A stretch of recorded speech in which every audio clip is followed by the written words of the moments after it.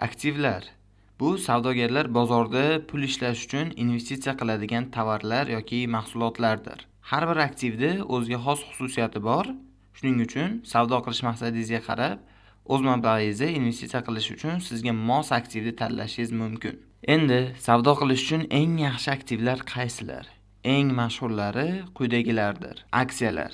Ular kompaniyaning ulushlariga egalikni bildiradi va aksiyadorlik bozorida sotib olinishi yoki sotilishi mumkin. Forex. Bu dunyodagi eng yirik va likvid bozor bo'lib, uni turli xalqaro valyutalar sotib olinadi va sotiladi. Tovarlar. Ular oltin, kumush, neft kabi tabiiy resurslardan iborat bo'lib, turli narsalarni ishlab chiqarishda qo'llaniladi. Kriptovalyutalar. Ular blockchain texnologiyasiga asoslangan raqamli valyutalardir.